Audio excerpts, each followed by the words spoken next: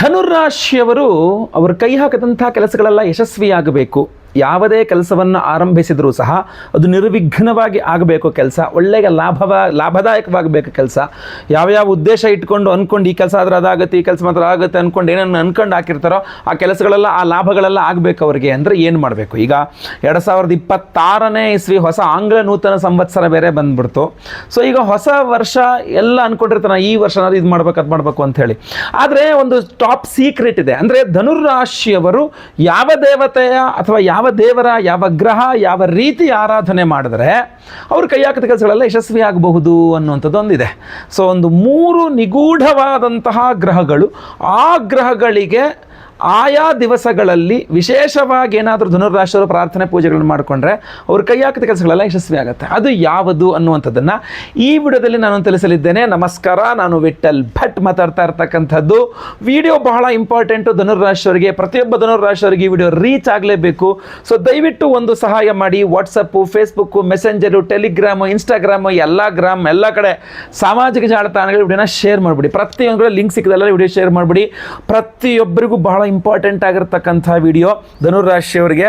So ದಯವಿಟ್ಟು share ಮಾಡಿ. ಹಾಗೂ ನೀವು ಫೇಸ್ಬುಕ್ಕಲ್ಲಿ ನೋಡ್ತಿದ್ರೆ ನಮ್ಮ ಪೇಜ್ ಫಾಲೋ ಮಾಡ್ಕೊಂಡಿಲ್ಲ ಅಂದ್ರೆ ಮಾಡ್ಕೊಳ್ಳಿ. ಯೂಟ್ಯೂಬಲ್ಲಿ ನೋಡ್ತಿದ್ರೆ ನಮ್ಮ ಚಾನಲ್ ಸಬ್ಸ್ಕ್ರೈಬ್ ಮಾಡ್ಕೊಳ್ಳಿ ಅಂದರೆ ಮಾಡ್ಕೊಳ್ಳಿ. ದಯವಿಟ್ಟು ಬೇಗ ನಮ್ಮ ಚಾನಲ್ ಸಬ್ಸ್ಕ್ರೈಬ್ ಮಾಡ್ಕೊಂಡು ಬೆಲ್ ಬಟನ್ ಹೊತ್ಕೊಂಡು ಆಲ್ ಅಂತ ಮಾಡಲಿಕ್ಕೆ ದಯವಿಟ್ಟು ಮರಿಬೇಡಿ. ಬನ್ನಿ ವಿಡಿಯೋನ ಶುರು ಮಾಡೋಣ. 3 ಪ್ರಧಾನವಾದಂತಹ ಗ್ರಹಗಳಿದೆ. ಆ 3 ಪ್ರಧಾನವಾದಂತಹ ಗ್ರಹಗಳನ್ನು ಆ 3 ವಾರಗಳಲ್ಲಿ ವಿಶೇಷವಾಗಿ ಆರಾಧನೆ ಮಾಡಿದ್ರೆ ಧನುರಾಶಿಯವರು ಆ ಕೆಲಸಗಳೆಲ್ಲ ಏನೇನು ಅಂದ್ಕೊಂಡಿರ್ತಾರೆ ಕೈ ಹಾಕಿದ ಕೆಲಸಗಳೆಲ್ಲ ಯಶಸ್ವಿ ಆಗಲಿದೆ. ಈಗ 2026 ಕೂಡ ಅನುಕೂಲ ಆಗುತ್ತೆ. ನೋಡಿ, ಮೊಟ್ಟ ಮೊದಲನೇದಾಗಿ ನೀವು ಯಾವುದೇ ಕೆಲಸವನ್ನು ಮಾಡಬೇಕು ಅಂದರೆ ಫಸ್ಟ್ ನಿಮಗೆ ಆತ್ಮವಿಶ್ವಾಸ ಇರಬೇಕು. ಎಸ್, ನಾನು ಮಾಡ್ತೀನಿ, ಹೌದು ನನ್ನ ಕೈಲಿ ಆಗುತ್ತೆ, ನಾನು ಮಾಡ್ತೀನಿ ಅಂತ. ಧನುರಾಶಿಯವರಿಗೆ ತುಂಬ ಜಾಸ್ತಿ ಬೇಕು, ಅವರಲ್ಲಿ ತುಂಬ ಕಡಿಮೆ ಇರುತ್ತದು. ಎಸ್, ನಾನು ಮಾಡ್ತೀನಿ ಅನ್ನುವಂಥದ್ದು ಅವ್ರಿಗೆ ತುಂಬ ಹೆದರಿಕೆ ಸ್ವಭಾವ, ಭಯ ಏನಾಗ್ಬಿಡುತ್ತೋ ಏನೋ ಅನ್ನೋ ಭಯ ತುಂಬ ಇರುತ್ತೆ. ಭಯ ಭಕ್ತಿ ಎಲ್ಲ ಒಳ್ಳೆಯದೇ, ಯಾಕೆಂದರೆ ಈಗ ಬೇರೆ ಅರ್ಧಾಷ್ಟಮ ಶನಿಯಲ್ಲಿ ಬೇರೆ ಇದ್ದೀರಿ ಪ್ರಭಾವದಲ್ಲಿ. ಸೊ ನೀವು ಭಯ ಪಡ್ತಕ್ಕಂಥದ್ದು ಒಳ್ಳೆಯದೇ, ಆಯಿತಾ. ಬಟ್ ಏನೇ ಆಗಲಿ, ಯಾವುದೇ ಕೆಲಸಗಳು ಸಕ್ಸಸ್ ಆಗಬೇಕು ಅಂದರೆ ಫಸ್ಟ್ ಆಫ್ ಆಲ್ ನಮ್ಮಲ್ಲೊಂದು ಧೈರ್ಯ ಇರಬೇಕು. ನಾನು ಮಾಡಿಯೇ ತೀರ್ತೇನೆ ಅಂತ. ಆ ಧೈರ್ಯ, ಶೌರ್ಯ, ಪ್ರತಿಯೊಂದು ನಿಮ್ಮಲ್ಲಿ ಕೊಡ್ತಕ್ಕಂಥ ಆತ್ಮವಿಶ್ವಾಸ ನಿಮ್ಮಲ್ಲಿ ಹೆಚ್ಚು ಮಾಡ್ತಕ್ಕಂತಹ ಗ್ರಹ ಯಾವುದು ಗೊತ್ತಿದ್ದ? ನಿಮ್ಮ ರಾಶಿಯಿಂದ 3ನೇ ಮನೆಯ ಅಧಿಪತಿ ಅವನೇ ಶನೇಶ್ವರ ಸ್ವಾಮಿ. ಎಸ್, ಮೊಟ್ಟ ಮೊದಲನೇದಾಗಿ ನೀವು ಯಾವುದೋ ಒಂದು ಕೆಲಸ ಕೈ ಹಾಕಬೇಕು ಅಂತಂದರೆ ಆ ಕೆಲಸ ನಾನು ಮಾಡ್ತೀನಿ ಅನ್ನೋ ಧೈರ್ಯ ನಿಮ್ಮಲ್ಲಿ ತುಂಬಿ ಆ ಕೆಲಸ ಮಾಡಲಿಕ್ಕೆ ನಿಮಗೆ ಹುರಿದುಂಬಿಸ್ತಕ್ಕಂಥ ಧೈರ್ಯ ಮಾಡ್ತಕ್ಕಂಥದ್ದು ಯಾವುದಪ್ಪ?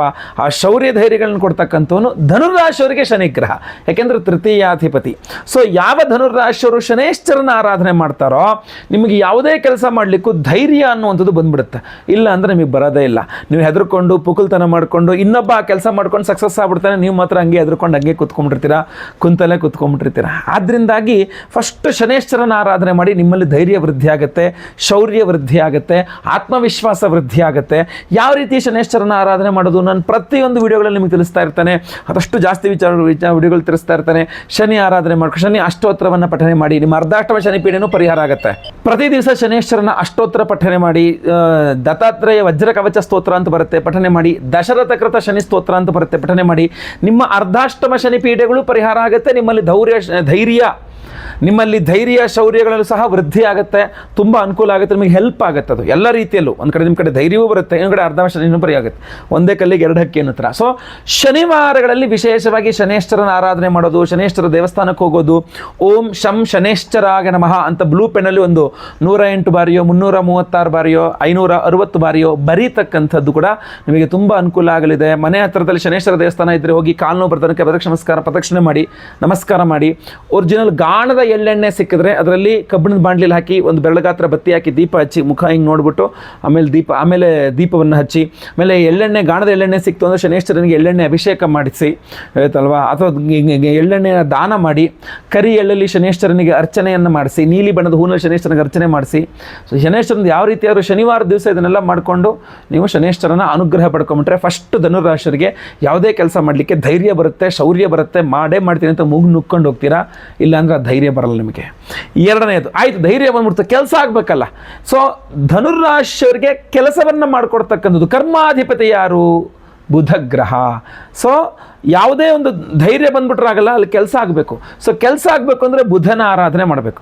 ಫಸ್ಟ್ ಶನಿ ಆರಾಧನೆ, ನಿಮ್ಗೆ ಧೈರ್ಯ ಬರ್ತದೆ, ಶೌರ್ಯ ಬರ್ತದೆ, ನೀವು ಎದ್ದು ಪಟ್ ಅಂತ ಮಾಡ್ಲಿಕ್ಕೆ ಹೊರಡ್ತೀರಾ. ಆಮೇಲೆ ಬುಧನ ಆರಾಧನೆ ಅಂದರೆ ಬುಧವಾರಗಳಲ್ಲಿ ಮಾಡಬೇಕು. ಸೊ ವಿಷ್ಣು ಸಹಸ್ರನಾಮವನ್ನು ಕೇಳಿಸ್ಕೊಳ್ತಕ್ಕಂಥದ್ದಿರಬಹುದು. ಓಂ ನಮೋ ನಾರಾಯಣಾಯ ಈ ಒಂದು ಅಷ್ಟಾಕ್ಷರಿ ಮಂತ್ರವನ್ನು ಜಪ ಮಾಡೋದು, ದಿನಕ್ಕೊಂದು 1000 ಜಪ ಮಾಡಬಹುದು, ಬುಧವಾರಗಳಲ್ಲಿ ವಿಶೇಷವಾಗಿ ಮಾಡಬಹುದು. ಆಮೇಲೆ ಮನೆ ಹತ್ತಿರದಲ್ಲೆಲ್ಲರೂ ವಿಷ್ಣು ಸಂಬಂಧದ ದೇವಸ್ಥಾನ ಅಂದರೆ ರಾಮರ ದೇವಸ್ಥಾನ, ಕೃಷ್ಣ, ಗೋಪಾಲಕೃಷ್ಣ, ರಂಗನಾಥ, ನರಸಿಂಹ, ಯಾವುದೇ ವಿಷ್ಣು ಸಂಬಂಧಿತ ದೇವಸ್ಥಾನಗಳಿದ್ದರೆ ಹೋಗಿ ಬುಧವಾರಗಳಲ್ಲಿ ತುಳಸಿಯಲ್ಲಿ ಸ್ವಾಮಿಗೆ ಅರ್ಚನೆ ಮಾಡಿಸಿ ಆ ತುಳಸಿಯನ್ನು ಜೇಬಲ್ಲಿ ಇಟ್ಕೊಂಡು ಓಡಾಡಿ. ನಿಮ್ಮ ಕೆಲಸ ಕಾರ್ಯಗಳು ಪಟ್ಟಂತ ಆಗಿಬಿಡುತ್ತೆ, ಬೇಗ ನಿಮ್ಮ ಕೈಯಾಗದ ಕೆಲಸಗಳು ಬೇಗ ಮುಗಿದೋಗ್ಬಿಡುತ್ತೆ. ಆಮೇಲೆ ವಿಷ್ಣುವಿನ ಆರಾಧನೆ ಜಾಸ್ತಿ ಮಾಡಬೇಕು, ಬುಧವಾರಗಳಲ್ಲಿ ಮಾಡಿಕೊಂಡ್ರು ತುಂಬ ಒಳ್ಳೆಯದು. ಅದರಲ್ಲೂ ವಿಶೇಷವಾಗಿ ಹಸಿರು ಬಣ್ಣದ ವಸ್ತ್ರದಲ್ಲಿ ಹೆಸರು ಕಾಳು ದಾನ ಮಾಡ್ತಕ್ಕಂಥದ್ದು ತುಂಬ ಅನುಕೂಲ ಆಗಲಿದೆ. ಸೊ ಧೈರ್ಯ ಬಂತು, ಕೆಲಸನೂ ಆಯಿತು. ಅಷ್ಟಕ್ಕೆ ಸರಿನಾ? ಯಾವ ಉದ್ದೇಶದಿಂದ ಕೆಲಸ ಮಾಡಿರ್ತೀರಿ, ಏನೋ ಒಂದು ಪ್ರಾಫಿಟ್ಟು, ಅದು ದುಡ್ಡಿನ ಪ್ರಾಫಿಟ್ ಆಗಿರಬಹುದು, ಬೇರೆ ರೀತಿಯ ಅನುಕೂಲ ಆಗಿರಬಹುದು, ಲಾಭ, ಯಾವುದೋ ಒಂದು ಲಾಭಕ್ಕೋಸ್ಕರವಾಗಿ ನಾವು ಕೆಲಸ ಮಾಡೋದಲ್ವಾ. ಸೊ ಲಾಭ ಆಗಬೇಕು ನಿಮಗೆ ಅಂತಂದರೆ ನಿಮಗೆ ಲಾಭಾಧಿಪತಿ ಶುಕ್ರ. ಸೊ ಧನುರಾಶಿಯವರು ಶುಕ್ರನ ಆರಾಧನೆಯನ್ನು ಮಾಡೋದ್ರ ಮೂಲಕ ಆ ಕೆಲಸಕಾರರ ಆ ಕೈ ಹಾಕಿದ ಕೆಲಸಗಳನ್ನ ಲಾಭವನ್ನು ಪಡ್ಕೊಳ್ಬಹುದಾಗಿರ್ತದೆ. ಸೊ 3 ಗ್ರಹಗಳು. ಶುಕ್ರನ ಆರಾಧನೆ ಹೆಂಗೆ ಮಾಡಬೇಕು? ಪ್ರತಿದಿನ ಶುಕ್ರ ಅಷ್ಟೋತ್ರ ಪಠನೆ ಮಾಡ್ಬೋದು. ಶುಕ್ರವಾರ ಅಮ್ಮನವರ ದೇವಸ್ಥಾನಗಳಿಗೆ ಹೋಗಿ ಕುಂಕುಮಾರ್ಚನೆ ಮಾಡಿಸ್ತಕ್ಕಂಥದ್ದಿರ್ಬೋದು, ಅಮ್ಮನವರಿಗೆ ಫಲಪಂಚಾಮೃತ ಅಭಿಷೇಕ ಮಾಡಿಸ್ತಕ್ಕಂಥದ್ದಿರ್ಬೋದು, ಅಮ್ಮನವರಿಗೆ ವಿಶೇಷವಾದಂಥ ನೈವೇದ್ಯ ಮಾಡ್ತಕ್ಕಂಥದ್ದಿರಬಹುದು. ಬಿಳಿ ಬಣ್ಣದ ಪಂಚೆಯನ್ನು ಪುರೋಹಿತರಿಗೆ ದಾನ ಮಾಡ್ತಕ್ಕಂಥದ್ದು ಶುಕ್ರವಾರ ದಿವಸ, ಅವರೆಯನ್ನು ಶುಕ್ರವಾರ ದಿವಸ ದಾನ ಮಾಡ್ತಕ್ಕಂಥದ್ದಿರಬಹುದು. ಅಮ್ಮನವರ ದೇವಸ್ಥಾನಗಳಿಗೆ ಅಥವಾ ಕ್ಷೇತ್ರಗಳಿಗೆ ಹೋಗಿ 9, 3 ಅಥವಾ 6 ಅಥವಾ 9 ಮಣ್ಣಿನ ಹಣತೆಯಲ್ಲಿ ತುಪ್ಪದ ದೀಪವನ್ನು ಹಚ್ಚತಕ್ಕಂಥದ್ದಿರಬಹುದು. ಮುತ್ತೈದೆಯರಿಗೆ ಅರ್ಶಿನ ಕುಂಕುಮ ಶುಕ್ರವಾರ ದಿವಸಗಳು ಕೊಟ್ಟು ಅವರಿಗೆ ಬಾಗೀನವನ್ನು ಕೊಡ್ತಕ್ಕಂಥದ್ದಿರ್ಬೋದು. ತೆಂಗಿನಕಾಯಿ, ಬಾಳೆಹಣ್ಣು, ಉಳಿದೆಲೆ ಅಡಿಕೆ, ಸೀರೆ, ಬ್ಲೌಸ್ ಪೀಸು, ದುಡ್ಡು, ಏನಾದ್ರು ಒಂದಿಷ್ಟು ಅವರಿಗೆ ಮುತ್ತೈದರಿಗೆ ಶುಕ್ರವಾರ ದಿನಗಳು ಕೊಟ್ಟು ಅವ್ರ ಕಾಲಿಗೆ ಬಿದ್ದು ನಮಸ್ಕಾರ ಮಾಡಿ ಅವರಿಂದ ಆಶೀರ್ವಾದವನ್ನು ಪಡೀತಕ್ಕಂಥದ್ದಿರಬಹುದು. ಇದೆಲ್ಲ ನೀವೇನು ಮಾಡ್ತೀರಾ, ಶುಕ್ರಾನುಗ್ರಹ ಆಗುತ್ತೆ. ನೀವು ಯಾವುದೇ ಕೆಲಸ ಮಾಡ್ತಿರಲ್ಲ, ಕೆಲಸ ಆಯಿತು ಸರ್ ಬಟ್ ಏನೋ ಪ್ರಾಫಿಟ್ ಆಗಲಿಲ್ಲ ಅನ್ನಂಗಿಲ್ಲ. ಶುಕ್ರನ ಆರಾಧನೆ ಮಾಡಿದ್ರೆ ಪ್ರಾಫಿಟ್ ಆಗೇ ಆಗುತ್ತೆ. ಸೊ ನೀವು ಯಾವ ಉದ್ದೇಶದಿಂದ ಕೆಲಸ ಮಾಡಿದಿರೋ ಆ ಉದ್ದೇಶ ನೆರವೇರುತ್ತೆ, ಆಯ್ತಲ್ವಾ. ಸೊ 3 ಗ್ರಹಗಳು ಧನುರಾಶಿಯವರಿಗೆ ಬಹಳ ಇಂಪಾರ್ಟೆಂಟ್. ಒಂದು ಕೆಲಸ ಸಕ್ಸಸ್ಫುಲ್ ಆಗಿ ಅದರ ಒಂದು ಅದರ ಒಂದು ಫಲ ತುಂಬ ಚೆನ್ನಾಗಿ ಸಿಗಬೇಕು ಅಂತಂದರೆ ಮೊಟ್ಟ ಮೊದಲನೇದಾಗಿ ಶನಿಗ್ರಹ ನಿಮಗೆ ಧೈರ್ಯವನ್ನು ವೃದ್ಧಿ ಮಾಡೋನು, ಎರಡನೇದಾಗಿ ಬುಧಗ್ರಹ ನಿಮಗೆ ಕೆಲಸ ಮಾಡಿಕೊಡೋನು, ಮೂರನೇದಾಗಿ ಶುಕ್ರಗ್ರಹ ಆ ಕೆಲಸದ ಲಾಭವನ್ನು ನಿಮಗೆ ಕೊಡ್ತಕ್ಕಂಥವನು. ಈ 3 ಗ್ರಹಗಳ ಆರಾಧನೆಯನ್ನು ವಿಶೇಷವಾಗಿ ಮಾಡಿಕೊಂಡ್ರೆ 2026ನೇ ಇಸ್ವಿಯಲ್ಲೂ ಕೂಡ ಅಷ್ಟೇ ನೀವೇನೇನು ಕೆಲಸ ಮಾಡಬೇಕು ಅಂದ್ಕೊಂಡಿದ್ದೀರೋ ಅದೆಲ್ಲದೂ ಸಹ ಆಗುತ್ತೆ. ಇನ್ನೂ ಪವರ್ಫುಲ್ ಆಗಿರತಕ್ಕಂಥ ವಿಶೇಷವಾದಂಥ ಪ್ರಸಾದ, ವಿಶೇಷವಾದಂಥ ಪರಿಹಾರಗಳು ಸಹ ಇದೆ. ಜನವರಿ 3ನೇ ತಾರೀಕು ಶನಿವಾರ ಹುಣ್ಣಿಮೆಯ ದಿವಸ ಒಂದು ಅದ್ಭುತವಾದಂತಹ ಪರಿಹಾರವನ್ನು ಮಾಡ್ತಾ ಇದ್ದೇವೆ. ಪರಿಹಾರ ಹೋಮ ಪೂಜೆಗಳನ್ನು ಮಾಡ್ತಾ ಇದ್ದೇವೆ. ಒಂದು ವಿಶೇಷವಾದಂತಹ ಪ್ರಸಾದವನ್ನು ಕೊಡ್ತಾ ಇದ್ದೇವೆ. ಸೊ ವಿಶೇಷವಾದ ದೇವತಾರಾಧನೆಗಳು ಏನು ಅಂತ ಹೇಳ್ತೇನೆ. ಅದರಲ್ಲಿ ಮೊಟ್ಟ ಮೊದಲನೇದಾಗಿ ವರ್ಷದ ಆದಿ ಅಂದರೆ ಜನವರಿ ತಿಂಗಳು, ಅದು 3ನೇ ತಾರೀಕು ಸ್ಟಾರ್ಟಿಂಗ್ಗೆ. ವರ್ಷದ ಆದಿಯಲ್ಲಿ ನಾವು ಯಾರನ್ನು ಪೂಜೆ ಮಾಡಬೇಕು? ಸ್ಟಾರ್ಟಿಂಗಲ್ಲಿ ಪೂಜೆ ಮಾಡೋದೇ ಗಣಪತಿಯನ್ನು. ಪ್ರಪ್ರಥಮವಾಗಿ ನಮ್ಮ ಯಾಗಶಾಲೆಯಲ್ಲಿ ನಾವು ಐಶ್ವರ್ಯ ಗಣಪತಿ ಹೋಮವನ್ನು ಮಾಡ್ತಾ ಇದ್ದೇವೆ. ಸೊ ಐಶ್ವರ್ಯ ಗಣಪತಿ ಹೋಮ, ಅದರ ಜೊತೆಯಲ್ಲಿ ನಿಮ್ಮ ಸರ್ವತೋಮುಖವಾದ ಅಭಿವೃದ್ಧಿ, ಅದರಲ್ಲೂ ವಿಶೇಷವಾಗಿ ಹಣಕಾಸು, ಬಂಗಾರ ರಿಲೇಟೆಡ್ ಅಂದರೆ ಈ ಅಡಮಾನ ಇಟ್ಟ ಬಂಗಾರವನ್ನು ಬಿಡಿಸ್ಕೊಳ್ತಕ್ಕಂಥದ್ದಿರಬಹುದು ಅಥವಾ ಬಂಗಾರವನ್ನು ಖರೀದಿ ಮಾಡ್ತಕ್ಕಂಥದ್ದಿರಬಹುದು. ಆ ಯೋಗ ಫಲ ಬರಬೇಕು. ಯಾಕೆಂದರೆ ಇವತ್ತಿನ ದಿವಸ 13,000, 12,000, 14,000 ಯಾಗೋಗಿದೆ ಬಂಗಾರ 1 ಗ್ರಾಮ್ ಎಲ್ಲಿ ತಗೊಳ್ಳೋದು ಅಂತ ಕೇಳಬಹುದು. ಅದು ಗೊತ್ತಿಲ್ಲ. ಹಣೆ ಬಾರದಲ್ಲಿ ಭಗವಂತ ಕೊಡಬೇಕಲ್ಲ. ಸೊ ಆ ಯೋಗವನ್ನು ಭಗವಂತ ಕೊಟ್ಟುಬಿಟ್ಟ ಅಂತಂದ್ರೆ ನಮ್ಮ ಆರಾಧನೆಯಿಂದ ಯಾವಾಗ ಬೇಕಾದ್ರೂ ಕೊಡ್ಬೋದು. ಅಟ್ಲೀಸ್ಟ್ ಅಡಮಾನ ಇಟ್ಟು ಬಂಗಾರನಾದ್ರು ಬಿಡಿಸ್ಕೊಳ್ಳೋವಂಥ ಯೋಗ ಫಲ ಕೊಡಲಿ ಅಂತ. ಬಂಗಾರ ಮನೆಯಿರೋದಾದ್ರು ಅಡಮಾನ ಇಡೋ ಪರಿಸ್ಥಿತಿ ಬರದೇ ಇರಲಿ ಅಂತ. ಅದರಿಂದ ಸ್ವರ್ಣಾಕರ್ಷಣ ಭೈರವ ಹೋಮವನ್ನು ಮಾಡ್ತಾ ಇದ್ದೇವೆ. ಐಶ್ವರ್ಯ ಗಣಪತಿ ಹೋಮ, ಸ್ವರ್ಣಾಕರ್ಷಣ ಭೈರವ ಹೋಮ. ಅದರ ಜೊತೆಯಲ್ಲಿ ಬಾಡಿಗೆ ಮನೆಯಲ್ಲಿರ್ತಕ್ಕಂಥವ್ರಿಗೆ ಭಾಳ ಜನಕ್ಕೆ ಅನ್ಸುತ್ತೆ ಒಂದು ಒಳ್ಳೆ ಬಾಡಿಗೆ ಮನೆ ಸಿಗ್ತಾ ಇಲ್ವಲ್ಲ ಅಂತ. ಭೂವರ ಸ್ವಾಮಿ ನಿಮಗೊಂದು ಒಳ್ಳೆ ಬಾಡಿಗೆ ಮನೆ ಕೊಡ್ಬೋದು. ಇಲ್ಲ, ಬಹಳ ಜನಕ್ಕೆ ಇರುತ್ತೆ ನಾವು ಬಾಡಿಗೆ ಮನೆಯಿಂದ ಲೀಸ್ ಮನೆಗೆ ಹೋಗಬೇಕು, ಅಟ್ಲೀಸ್ಟ್ ತಿಂಗಳ ಕಟ್ಟಕಲಂಗೊಂದು ಲೀಸ್ಗೆ ಒಳ್ಳೆ ಮನೆ ಸಿಕ್ಬಿಟ್ರೆ ಸಾಕು ಅಂತಿರುತ್ತೆ. ಇನ್ನು ಕೆಲವರಿಗೆ ನಾನು ಎಷ್ಟು ದಿನ ಅಂತ ಲೀಸು ಮನೆ ಬಾಡಿಗೆ ಮನೆ ಇರ್ತೀವಿ, ಒಂದು ಸ್ವಂತ ಮನೆ ಅನ್ನೋದು ಬೇಡವಾ, ಒಂದು ಸ್ವಂತ ನೆಲೆ ಅನ್ನೋದು ಬೇಡವಾ ಅಂತಿರುತ್ತೆ. ಅದನ್ನು ಭೂವರಾಹ ಸ್ವಾಮಿಯೇ ಕೊಡ್ತಕ್ಕಂಥದ್ದು. ಇನ್ನು ಬಹಳ ಪ್ರಮುಖವಾಗಿ ಸ್ವಂತ ಮನೇಲಿ ಆಲ್ರೆಡಿ ಇರ್ತಾರೆ, ಆದರೆ ಆ ಮನೆಯಲ್ಲಿ ನೆಮ್ಮದಿ ಇಲ್ದಂಗೆ ಆಗಿರುತ್ತೆ. ಅದೇನೋ ಸ್ವಂತ ಮನೆ ಬಂದುಬಿಟ್ಟಿದ್ದೀವಿ ಸ್ವಾಮಿ, ಅದೇನೋ ದೃಷ್ಟಿ ದೋಷನೇನೋ ಗೊತ್ತಿಲ್ಲ, ಅಥವಾ ಆ ಮನೆ ಜಾಗ ಸರಿ ಇಲ್ವಾ ಗೊತ್ತಿಲ್ಲ, ಆ ಮನೇಲಿ ಏಳಿಗೆ ಆಗ್ತಾ ಇಲ್ಲ, ಅಥವಾ ನೆಮ್ಮದಿ ಇಲ್ಲ ಅಂತ ಅನ್ಸುತ್ತೆ ಕೆಲವರಿಗೆ. ಇನ್ನು ಕೆಲವರಿಗೆ ಎಲ್ಲ ಚೆನ್ನಾಗಿದೆ, ಮನೆಯೂ ಸ್ವಂತ ಆಗಿದೆ, ಸ್ವಂತ ಮನೆ ಎಲ್ಲ ಚೆನ್ನಾಗಿದೆ, ನೆಮ್ಮದಿ ಇದೆ, ಎಲ್ಲದೂ ಇದೆ, ಬಟ್ ಇದು ಕಂಟಿನ್ಯೂ ಆಗಬೇಕು ನನಗೆ. ನಿರ್ವಿಘ್ನವಾಗಿರಬೇಕು ಅಂತಂದ್ರೆ ಈ ಭೂಮಿಗೆ ಸಂಬಂಧಪಟ್ಟಂತೆ ಅಥವಾ ಭೂಮಿಯನ್ನು ಖರೀದಿ ಮಾಡೋದಿರ್ಬೋದು, ಭೂಮಿಯನ್ನು ಮಾರಾಟ ಮಾಡ್ತಕ್ಕಂಥದ್ದು ಇರಬಹುದು, ಯಾವುದೇ ಇರಲಿ ಭೂಮಿಗೆ ಸಂಬಂಧಪಟ್ಟಂಥ ನಿಮ್ಮ ಎಲ್ಲ ಸಮಸ್ಯೆಗಳಿಗೆ ಪರಿಹಾರ ಸ್ವರೂಪವಾಗಿ ಭೂವರಾಹ ಸ್ವಾಮಿ ಹೋಮವನ್ನೇ ಮಾಡ್ತಾ ಇದ್ದೇವೆ. ಐಶ್ವರ್ಯ ಗಣಪತಿ ಹೋಮ, ಆಮೇಲೆ ಸ್ವರ್ಣಾಕರ್ಷಣ ಭೈರವ ಹೋಮ, ಲಕ್ಷ್ಮೀ ಭೂವರಾಹ ಸ್ವಾಮಿಯ ಹೋಮ, ಅದರ ಜೊತೆಯಲ್ಲಿ ಸಂತಾನ ಗೋಪಾಲ ಹೋಮ, ಸಂತಾನದವರಿಗೆ ಸಂತಾನ ಆಗಬೇಕು, ಸಂತಾನದವರಿಗೆ ಮಕ್ಕಳ ವಿಚಾರದಲ್ಲಿ ಇನ್ನೂ ಸ್ವಲ್ಪ ಅನುಕೂಲ ಆಗಬೇಕು ಅನ್ನುವ ಕಾರಣಕ್ಕೆ ಸಂತಾನ ಗೋಪಾಲ ಕೃಷ್ಣ ಹೋಮ, ನಿಮ್ಮ ಸರ್ಪದೋಷಗಳು ಪರಿಹಾರವಾಗಬೇಕು, ಆಶ್ಲೇಷ ಬಲಿ ಪೂಜೆ, ಸರ್ಪಶಾಂತಿ ಹೋಮವನ್ನು ಮಾಡ್ತಾ ಇದ್ದೇವೆ. ಗುರುದೋಷ ಇರುವವರಿಗೆ ಅದು ಪರಿಹಾರವಾಗಿ ಗುರು ಬಲ ಸಿಗಬೇಕು, ಗುರುಶಾಂತಿ ಹೋಮ, ಅಷ್ಟಮ ಶನಿ, ಪಂಚಮ ಶನಿ, ಅರ್ಧಾಷ್ಟಮ ಶನಿ, ಸಾಡೆ ಸಾತಿ ಇತ್ಯಾದಿ ಎಲ್ಲ ಪರಿಹಾರವಾಗಬೇಕು, ಶನಿಶಾಂತಿ ಹೋಮ, ಸಮಸ್ತ ಗ್ರಹಚಾರ ಪೀಠ ಪರಿಹಾರವಾಗಬೇಕು, ಮಹಾನವಗ್ರಹ ಶಾಂತಿ ಹೋಮಗಳನ್ನೇ ಮಾಡ್ತಾ ಇದ್ದೇವೆ. ಇಷ್ಟೆಲ್ಲ ಹೋಮಗಳನ್ನು ಮಾಡಿ ಒಂದು ವಿಶೇಷವಾದಂತಹ ಪ್ರಸಾದವನ್ನು ಕೊಡ್ತಾ ಇದ್ದು ನೋಡಿ. ಇಷ್ಟು ದೊಡ್ಡ ವಿಶೇಷವಾದ ಪ್ರಸಾದದ ಬಾಕ್ಸ್ ಇಷ್ಟು ದೊಡ್ಡದಾಗಿದೆ. ಬಹಳ ವಿಶೇಷವಾದ ಪ್ರಸಾದವನ್ನು ನಾವು ಕೊಡ್ತಾ ಇರತಕ್ಕಂಥದ್ದು ಅದುವೇ ಉಪರತ್ನಗಳ ಒಂದು ನವರತ್ನ ಮಾಲೆಯನ್ನೇ ಕೊಡ್ತಾ ಇದ್ದೇವೆ. ನಿಮಗೆ ಕಾಣಬಹುದು ಒಂದು ಅದ್ಭುತವಾದಂತಹ ನವರತ್ನ ಮಾಲೆಯನ್ನು ನಾನು ಕೂಡ ಇಲ್ಲಿ ಧಾರಣೆ ಮಾಡಿಕೊಂಡಿರ್ತಕ್ಕಂಥದ್ದು ಕಾಣಬಹುದು.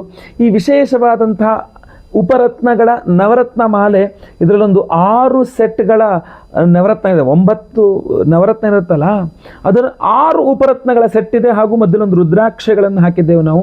ತುಂಬ ಸುಂದರವಾಗಿ ಬರ್ತಕ್ಕಂಥದ್ದು. ಈ ಬಾಕ್ಸ್ ಸಮೇತ ಈ ಬಾಕ್ಸಲ್ಲೇ ಹಾಕಿ ಕಳಿಸ್ಕೊಡ್ತೇವೆ. ಎಲ್ಲ ಪ್ರಸಾದಾದಿಗಳನ್ನೆಲ್ಲ ಇದರಲ್ಲೇ ಇಟ್ಟು ಎಲ್ಲ ಹೋಮಗಳ ಭಸ್ಮ, ನಾಗಾರಾಧನೆಯ ಅರಿಶಿನ ಪ್ರಸಾದ ಸಹಿತವಾಗಿ ನಾವು ಈ ಒಂದು ವಿಶೇಷವಾದ ಬಾಕ್ಸ್ನಲ್ಲೇ ಈ ಎಲ್ಲ ಪ್ರಸಾದಗಳನ್ನು ನಾವು ನಿಮಗೆ ಕಳಿಸ್ಕೊಡ್ತಾ ಇದ್ದೇವೆ. ಸೊ ಆದ್ದರಿಂದ ಸಂಕಲ್ಪ ಸೇವೆಗೆ ದಯವಿಟ್ಟು ಸ್ಕ್ರೀನ್ ಮೇಲೆ ಇರ್ತಕ್ಕಂಥ ನಂಬರ್ಗೆ ನಿಮ್ಮ ಹೆಸರು, ಗೋತ್ರ ಗೊತ್ತಿದ್ರೆ, ನಕ್ಷತ್ರ ಗೊತ್ತಿದ್ರೆ, ರಾಶಿ ಗೊತ್ತಿದ್ರೆ ಹಾಗೂ ನಿಮ್ಮ ವಿಳಾಸ, ನಿಮ್ಮ ಹೆಸರು ವಿಳಾಸ ಅಷ್ಟೇ ಕಳಿಸರು ಪರವಾಗಿಲ್ಲ. ಸ್ಕ್ರೀನ್ ಮೇಲೆ ಇರ್ತಕ್ಕಂಥ ನಂಬರ್ಗೆ ಬೇಗ ನಿಮ್ಮ ವಿವರಗಳನ್ನು ವಾಟ್ಸಪ್ ಮಾಡ್ಕೊಳ್ಳಿ. ಅವತ್ತಿನ ದಿವಸ ಜನವರಿ 3ನೇ ತಾರೀಕು ಶನಿವಾರ ಹುಣ್ಣಿಮೆಯ ದಿವಸ ಬೆಳಗ್ಗೆ ಒಂದು 6:30 ಸಂಕಲ್ಪ ಸೇವೆಯನ್ನು ಶುರುವಾಗಲಿದೆ. ಲೈವಲ್ಲಿ ನಿಮ್ಮ ಹೆಸರು ಸಂಕಲ್ಪ ಆಗುತ್ತೆ. ನಾನೇ ನಿಮ್ಮ ಹೆಸರು ಲೈವಲ್ಲಿ ಸಂಕಲ್ಪ ಮಾಡ್ತೇನೆ. ನಿಮ್ಮ ಹೆಸರು ಸಂಕಲ್ಪ ಆಗ್ತಕ್ಕಂಥದ್ದು ಲೈವಲ್ಲಿ ನೀವು ನೋಡ್ಕೊಳ್ಬಹುದು, ಕೇಳಿಸ್ಕೊಳ್ಬಹುದು. ಎಲ್ಲ ಹೋಮಗಳು ಲೈವಲ್ಲಿ ಇರ್ತದೆ. ಹಾಗೂ ಪ್ರಸಾದ ಸೋಮವಾರ ದಿವಸ, ಯಾಕೆಂದರೆ ಶನಿವಾರ ಹೋಮ ಆಗುತ್ತೆ, ಭಾನುವಾರ ರಜೆ ಇರುತ್ತೆ. ಸೋಮವಾರ ದಿನ ಬೆಳಗ್ಗೆ ನಿಮಗೆ ಎಲ್ಲ ಹೋಮಗಳ ಭಸ್ಮ, ನಾಗಾರಾಧನೆ, ಅರಿಶಿನ ಪ್ರಸಾದ ಜೊತೆಗೆ ಈ ವಿಶೇಷವಾಗಿರತಕ್ಕಂತಹ ಒಂದು ಉಪರತ್ನಗಳ ನವರತ್ನ ಮಾಲೆಗಳನ್ನು ಪ್ರತಿಯೊಬ್ಬರಿಗೂ ಸಹ ನಾವು ಸ್ಪೀಡ್ ಪೋಸ್ಟ್ ಮೂಲಕ ಕಳಿಸ್ಕೊಡ್ತಾ ಇದ್ದೇವೆ. ಬೇಗ ನಿಮ್ಮ ವಿವರಗಳನ್ನು ವಾಟ್ಸಪ್ ಮಾಡ್ಕೊಳ್ಳಿ. ಯಾಕೆಂದರೆ ಇದೊಂಥರ ಲಿಮಿಟೆಡ್ ಸ್ಟಾಕು, ವರ್ಷಕ್ಕೆ ಒಂದೇ ಸಲ ನಾವು ಇದನ್ನು ಮಾಡಿ ಕೊಡ್ತಾ ಇರ್ತಕ್ಕಂಥದ್ದು. ಎಲ್ಲರಿಗೂ ಸಹ ಸ್ಕ್ರೀನ್ ಇರ್ತಕ್ಕಂಥ ಎಷ್ಟು ಬೇಕೋ ಬೇಗ ನಿಮಗೆ ಒಬ್ಬರಿಗೆ ಒಂದು ಸಂಕಲ್ಪ ಸೇವೆಗೆ ಒಂದು ಪ್ರಸಾದ ಮಾಲೆಯನ್ನು ಕೊಡ್ತೇವೆ, ಉಪರತ್ನ ನವರತ್ನಗಳ ಮಾಲೆಯನ್ನು. ಸೊ ಎಷ್ಟು ಬೇಕೋ ಅಷ್ಟು ನೀವು ಬೇಗ ನಿಮ್ಮ ಹೆಸರನ್ನ ರಿಜಿಸ್ಟರ್ ಮಾಡ್ಕೊಳ್ಳಿ. ಖಂಡಿತವಾಗಿ ಒಳ್ಳೆಯದಾಗಲಿ. ಈ ವಿಡಿಯೋ ಇಷ್ಟ ಆದರೆ ದಯವಿಟ್ಟು ಲೈಕ್ ಮಾಡಲಿಕ್ಕೆ ಮರಿಬೇಡಿ. ಪ್ರತಿಯೊಬ್ಬರಿಗೂ ಈ ವಿಡಿಯೋ ರೀಚ್ ಆಗಬೇಕು. ದಯವಿಟ್ಟು ವಾಟ್ಸಪ್, ಫೇಸ್ಬುಕ್, ಮೆಸೆಂಜರ್, ಟೆಲಿಗ್ರಾಮ್ ಎಲ್ಲ ಕಡೆ ಸಾಮಾಜಿಕ ಜಾಲತಾಣಗಳಲ್ಲಿ ವಿಡಿಯೋನ ಶೇರ್ ಮಾಡಲಿಕ್ಕೆ ಮರಿಬೇಡಿ. ನೀವಿನ್ನೂ ಚಾನಲ್ ಸಬ್ಸ್ಕ್ರೈಬ್ ಮಾಡ್ಕೊಳ್ಳಿ ಅಂದರೆ ದಯವಿಟ್ಟು ಕೆಳಗಡೆ ಸಬ್ಸ್ಕ್ರೈಬ್ ಅಂತ ಬಟನ್ ಇರುತ್ತೆ, ಸಬ್ಸ್ಕ್ರೈಬ್ ಮಾಡಿಕೊಂಡು ಬೆಲ್ ಬಟನ್ ಒತ್ಕೊಂಡು ಆಲ್ ಅಂತ ಮಾಡಲಿಕ್ಕೆ ದಯವಿಟ್ಟು ಮರಿಬೇಡಿ. ಮುಂದಿನ ವಿಡಿಯೋದಲ್ಲಿ ಮತ್ತೆ ಪುನಃ ಸಿಗ್ತೇನೆ. ಎಲ್ಲರಿಗೂ ಸಹ ಒಳ್ಳೆಯದಾಗಲಿ. ಲೋಕ ಸಮಸ್ತ ಸುಖಿನೋ ಭವಂತು. ನಾರಾಯಣ ನಾರಾಯಣ ನಾರಾಯಣ.